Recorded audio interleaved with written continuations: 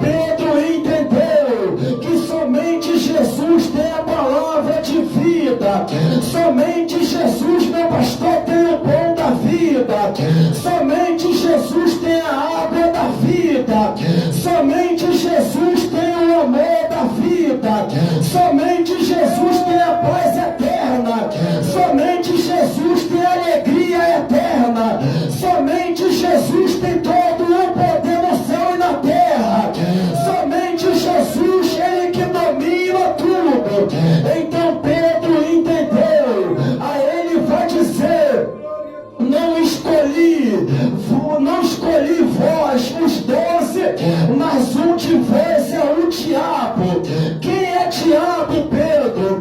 Jesus estava dizendo que Judas iria o traí-lo até o momento da ceia missionária. Quando Jesus estava na mesa sentado, a Bíblia diz que no momento da ceia, Jesus pegou um pão e repartiu com os discípulos e disse: esta é a minha carne, que é dado para a vida de muitos. E depois Jesus, ele deu um suco de uva, que simboliza o sangue da nova aliança. E ele disse: este é meu sangue, que é a nova aliança. E logo que Judas comeu, o texto diz, e o diabo encheu o coração de Judas, e logo saiu para entregá-lo Jesus. Jesus já sabia de tudo, já sabia que Judas ia o traí-lo. Por isso que ele disse: aquele que comer do primeiro pão, esse vai me trair. Porque Jesus é onisciente, ele sabe o que passa no coração do homem e da mulher e na mente também. E nesse momento a Bíblia diz que Judas saiu, porque a motivação de Judas não era Jesus, era o dinheiro. Tem gente que a motivação não é Jesus, não é adorar Jesus, é o dinheiro que está recebendo. Calma que eu só estou na introdução. Tem gente que prega porque a motivação é dinheiro. Tem gente que canta nas igrejas, mas a motivação é dinheiro. Me dá 3.000 que eu prego aí, me dá 4.000 que eu canto aí. Tem gente que faz a obra de Deus, mas a motivação é dinheiro. Tem gente que anuncia a palavra de Deus, mas é por causa do dinheiro. Enquanto está ganhando, não saio daqui. Enquanto está me dando, não saio daqui. Enquanto está me beneficiando, eu vou continuar aqui. Porque uma coisa é você fazer sem esperar nada em troca. Outra coisa é você fazer querendo algo em troca.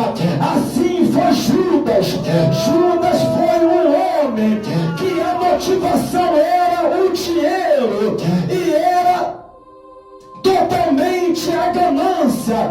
A Bíblia diz, irmão, que logo Jesus missionário vai ir para o Getsemane e vai passar pelo ápice da agonia. A maior agonia que um ser humano já enfrentou foi Jesus.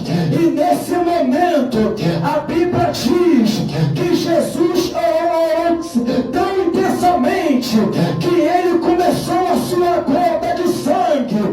E naquele momento a Bíblia diz que ele vai dizer: Pai, afasta esse cálice de mim, e que seja feita a tua vontade. E o Pai o afastou. Jesus sabia que ele ia sofrer.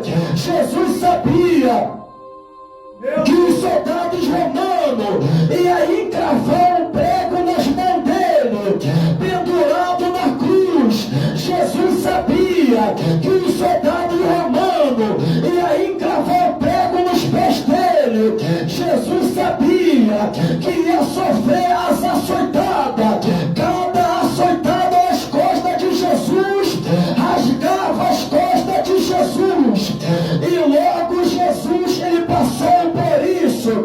Jesus sabia sabia que os soldados romanos iam colocar uma coroa de espinho, e o espinho ia perfurar a pele dele, atravessando os nervos e chegando no cérebro, no subconsciente.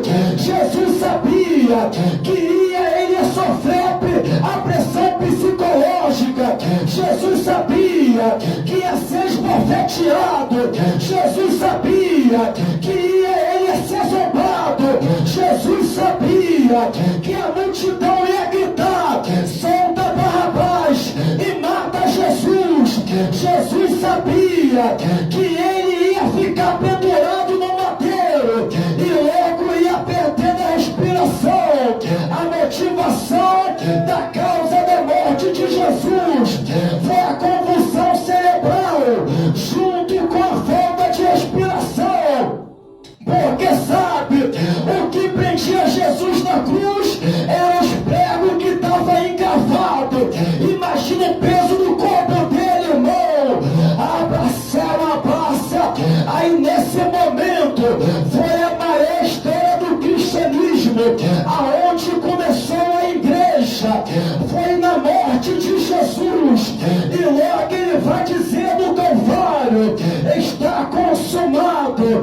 E Pai, nas tuas mãos eu entrego meu espírito. E ele expirou. E nesse momento, ao terceiro dia, no domingo de manhã, vai as duas Marias até o sepulcro. E o anjo já tinha removido a pedra e disse: a quem procurais? Aleluia! Aquele que já ressuscitou dentre os mortos. Jesus, ele morreu, mas ressuscitou. A